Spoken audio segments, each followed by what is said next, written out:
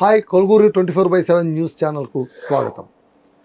Sir, ప్రత్యేక విస్తృత సవరణ ఈ ప్రక్రియ వలన ఘోరంగా దెబ్బతిన్న రాష్ట్రంగా పశ్చిమ బెంగాల్ అని మాజీ ముఖ్యమంత్రి మమతా బెనర్జీ గారు అంటూ ఉన్నారు. ఘోరమైనటువంటి అన్యాయం జరిగింది.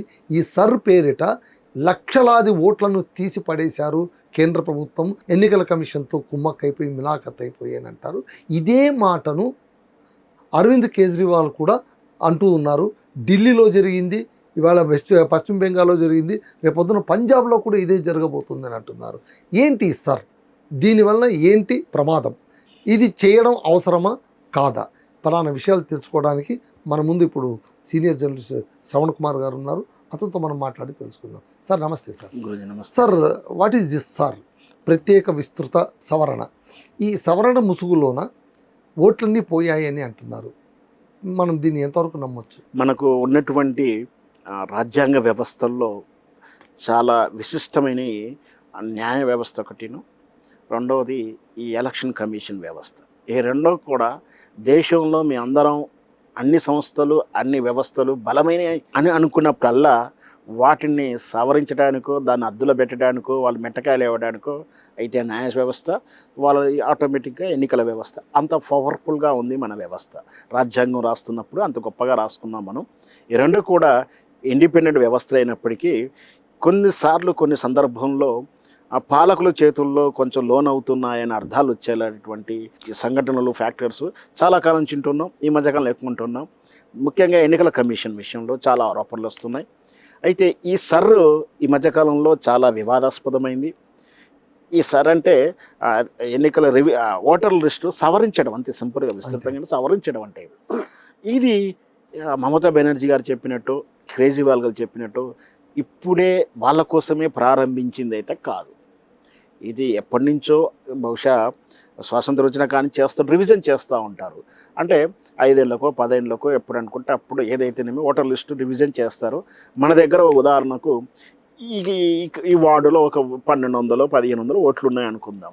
ఈ 1500 ఓట్లో ఎప్పుడూ ఓటర్ లిస్టులు రాయించి పెట్టుకుంటాడు ఉంటాడు. అప్పుడు ఏదో రాస్తారు. తను కాలక్రమేణా ఊరెళ్ళిపోవాల్సి వస్తుంది. బతుకు తెరువు కోసం పోయి ఉండొచ్చు, పెళ్ళైపోయి ఉండొచ్చు, చనిపోయి ఉండవచ్చు. ఇట్లా అవన్నీ అక్కడే పేరుకుపోయి ఉన్నప్పుడు, లేదా కొన్ని సందర్భాల్లో కొన్ని అనుమానం ఉన్న దాని మీద కూడా అన్నీ ఉంటాయి. వాటి మీద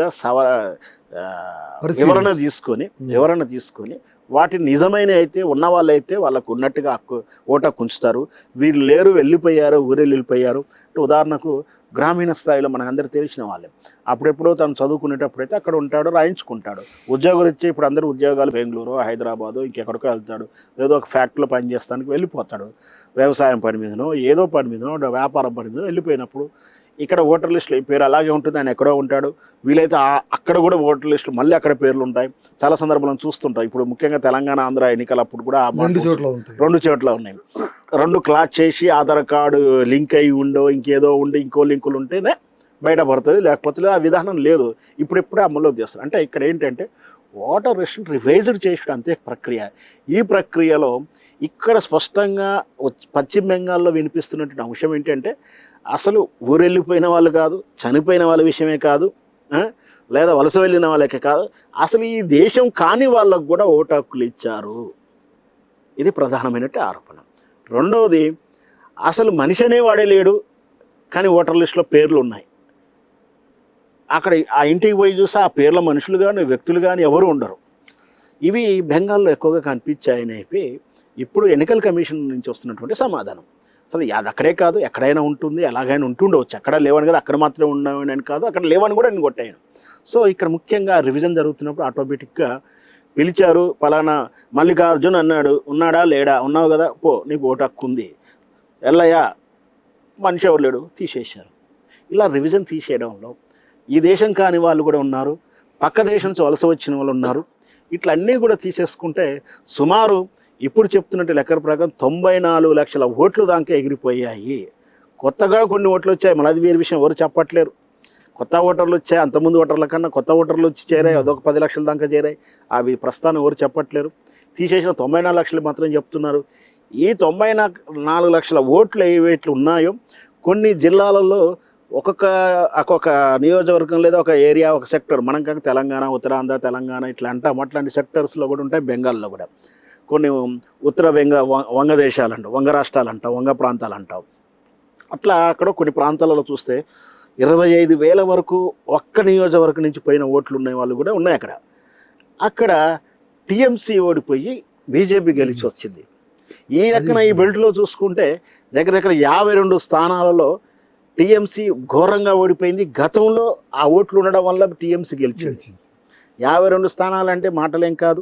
వెళ్ళిపోయిన ఓట్లు, తీసేసిన ఓట్లు విదేశీలయా లేదా డమ్మీలయా, ఓటక్కు ఉన్నా కూడా కావాలని తీసేశారా? ఓటక్కు కావాలన్నప్పుడు నేను ఇంతకు చెప్పినాం, అబ్దుల్లానో లేదా మల్లికార్జునో ఎల్లయ్యో పుల్లయ్యో ఉంటే నా ఓటకు ఎందుకు లేదు అని ఎవరు అడిగిన దాఖలాలు లేవు. అంటే హక్కు ఉన్నవాడు మనిషి అనేవాడు ఉంటే ఓటు హక్కు ఉన్నట్టే, అడగట్లేదంటే అందరికి ఉన్నట్టేగా భావించాలి. అంటే ఇట్లా అంటే బినామీ ఓటు, దొంగ ఓటు, అనర్హత ఓట్లు అంటే మన దేశం కానీ వాళ్ళకు మనం ఎట్లా ఇస్తాం? మనం ఇవ్వకూడదు. ఏ రాజ్యాంగం ఒప్పుకోదు, ఏ దేశం ఒప్పుకోకూడదు కూడా. వాళ్ళకి ఎట్లా అసలు లోకల్ సర్టిఫికేట్ ఎట్లా వచ్చాయి, ఓటర్ లిస్టుల పేరు ఎట్లా వచ్చాయి, వాళ్ళు ఎట్లా ఓట్లు వేస్తున్నారు, అలా వేయకూడదు కదా. కాబట్టి ఎన్నికల కమిషన్ ఇట్లాంటి ఓట్లు తీయడంలో సమర్థనీయమే. సార్ సక్సెస్ఫుల్లే, సార్ చేయాల్సిన పనే చేసింది. కాకపోతే దానివల్ల నీ ఓట్లు పోయి ఉండొచ్చు, అంతంత మాత్రం సరిగా పనిచేయాలన్న ఉన్నది సహేతుకం కాదు. నీ ఓట్లు పోయినంత మాత్రాన అది సరిగా పనిచేయడం అనేది మమతా బెనర్జీ ఆరోపించడం సహేతుకం రీజన్ కాదు. ఖచ్చితంగా మా ఓటు బ్యాంకు దెబ్బతీసి ఉండవచ్చు, అంత మాత్రాన సరిని అనుమానించాల్సిన అవసరం లేదు. నీ వల్ల మనిషిగా ఉన్నవానికి ఓటు హక్కు రాకపోతే ఖచ్చితంగా ప్రశ్నించండి.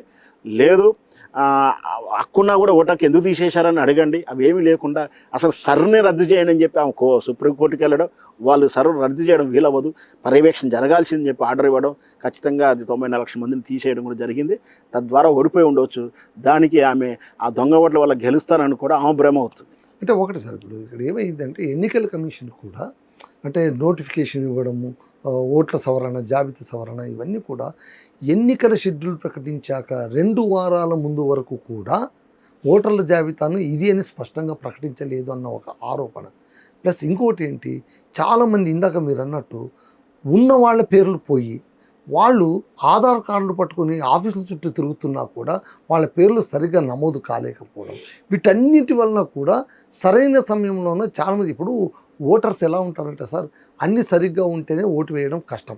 ముఖ్యంగా మన ఇండియాలోన ఓటు వేసేవాళ్ళు అనేది ఒక సెక్టార్ చాలా నిరాసక్తంగా, ఓట్ల పండుగ అంటే కనుక అదొక పబ్లిక్ హాలిడే అనుకునే వాళ్ళే ఉంటారు. కానీ మన బాధ్యత, మనం వెళ్ళి ఓటు వేయాలనుకునే వాళ్ళు క్రమంగా కొంచెం తగ్గుతూ వచ్చారు. మళ్ళీ ఇప్పుడు జంజీ పెరిగింది, అది వేరే మాట.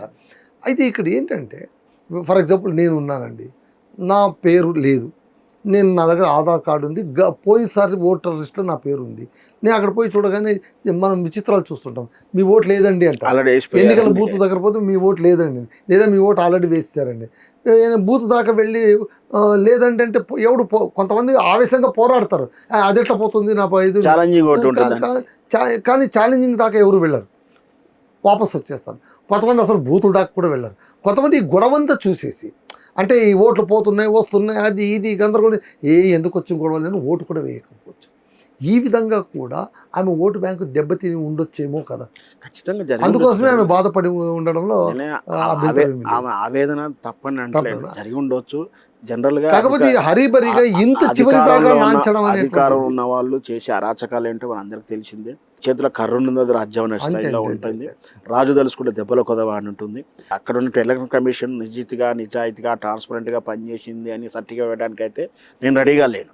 బట్ జరిగిన దాంట్లో పొరపాట్లు ఉండుండవచ్చు, కానీ మొత్తం ఒక 1000 ఓట్లు ఉంటే నేనేమో అదే సరనే అనుమానించొద్దని అంటున్నాను.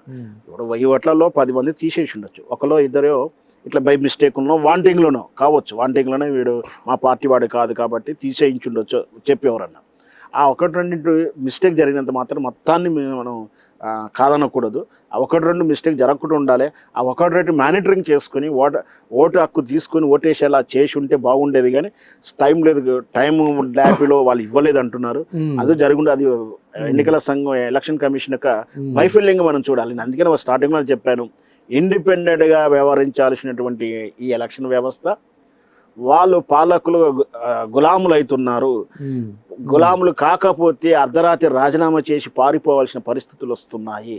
కాబట్టి అందరూ శేషన్లా గొప్ప నాయకుడు వస్తారని అనుకోలేము. ఉన్న వాళ్ళలో మంచి వాళ్ళని ఎన్నుకోవాల్సి ఉండే. ఇక జరిగిపోయిందానికి మనం కూడా ఏం చేసేది లేకుండా. అంటే ఇక్కడ ఏంటంటే ఆసక్తికరమైన కొన్ని 2 పాయింట్లు చెప్పి ముగించేస్తాను. ఏంటంటే ఇప్పుడు ఇక్కడ ఇబ్బంది అసలు మమతా బెనర్జీ గారు ఎందుకు ఇంత బాధపడుతున్నారంటే ఆమెకు అక్కడ ముస్లిమ్స్ ఓటు బ్యాంక్ అయితే ఉంది. ఖచ్చితంగా. ఎందుకంటే బీజేపీ హిందుత్వంతో వెళ్ళింది కాబట్టి అక్కడ ఒక్క ఓటు కూడా ముస్లిం ఓటు పడదు వాళ్ళకు. అదే 100%. ఆ ఓటు బ్యాంక్ మొత్తం కూడా ఈమెకే రావాలి, వేరే దారి లేదు. అయితే అక్కడ ముస్లిం పార్టీ కొన్ని ఎంఐఎం లాంటివి కాస్త పోటీలో ఉన్నాయి, అది వేరే మాట. మేజర్గా వచ్చేది మాత్రము టీఎంసీకి రావాలి. ఇక్కడ ఏంటంటే అదే చెప్తున్నారు, ముస్లిం జనాభా అధికంగా ఉన్నటువంటి ముర్షిదాబాద్, మాల్దా, ఉత్తర దక్షిణ 24 పరగణాల ప్రాంత జిల్లాలు, ఇక్కడ ఏంటంటే దాదాపు 30.4 లక్షల ఓటర్ల జాబితా నిర్ధారణ కేసులు నమోదయ్యాయట. 12.2 లక్షల ఓట్లు తొలగించారట. అవును. సో ఈ ఫినామినా చూసుకున్న తర్వాత ఎవరికైనా కాస్త అక్కడ మండుతుంది కదా. ఖచ్చితంగా. ఈ 4 జిల్లాల ప్రభావమే ఆమె ఓటమికి కారణంగా మారింది. ఎందుకంటే 2021లో ఈ 4 జిల్లాల్లో తీసుకుంటే టీఎంసీ ముర్షిదాబాద్లోనే 22కి 20 సాధించిందండి. అలాగే మాల్దాలోన 12కు 8 సీట్లు సాధించింది. ఆ తర్వాత ఉత్తర దక్షిణ 24 పరగణాల్లో 64కి 57 గెలుచుకుంది. అయితే ఇప్పుడు ముర్షిదాబాద్లోన 22కి ఇప్పుడు ఏమైపోయిందంటే కేవలం 8 వచ్చాయి, బీజేపీకి 8 వచ్చాయి, టీఎంసీకి కేవలం 14. అంటే ఎక్కడ 22 ఎక్కడ 14. ఖచ్చితంగా సర్ర జరగాల్సిందే.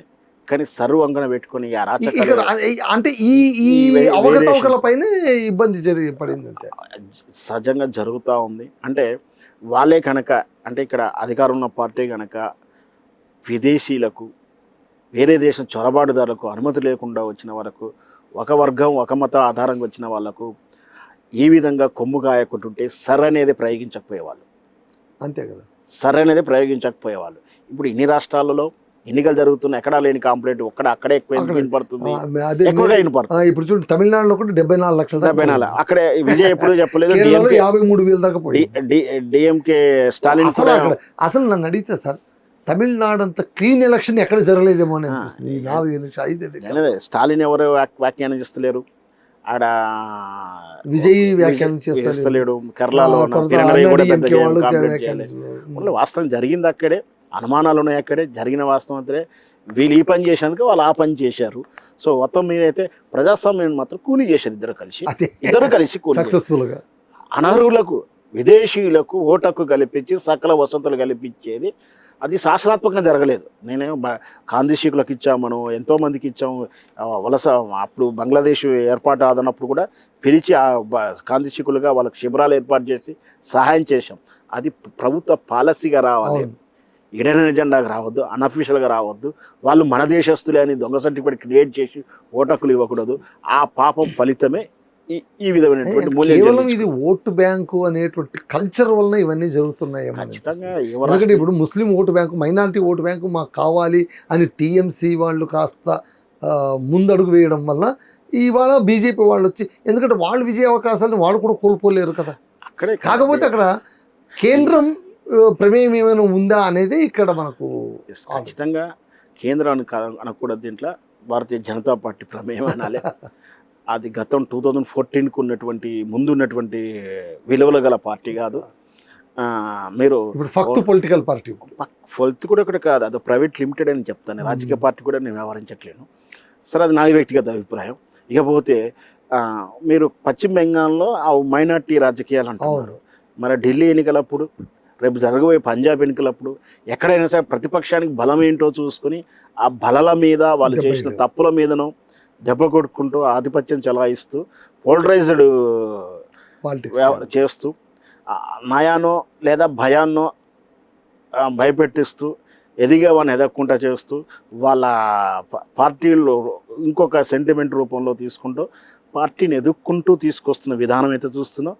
బేస్మెంట్ కట్టుకుంటే పార్టీలు నిలబడతాయి. అది చరిత్రలో రాబోయే రోజుల్లో మనం చూస్తాం. Okay, thank you very much అండి. సో ఇదండి సర్ అంటే ప్రత్యేక విస్తృత పరిశీలన వల్ల కొన్ని ఓట్లు తొలగిపోయిన మాట అయితే వాస్తవం. దానివల్ల ఇబ్బందులు పడ్డారని టీఎంసీ అధినేత్రి మమతా బెనర్జీ అంటోంది. ఆ మాటలో హేతుబద్ధత ఎంతవరకు ఉందో కాలమే నిర్ణయించాలి. ఇదండి ఇవాళ topic. Thank you very much.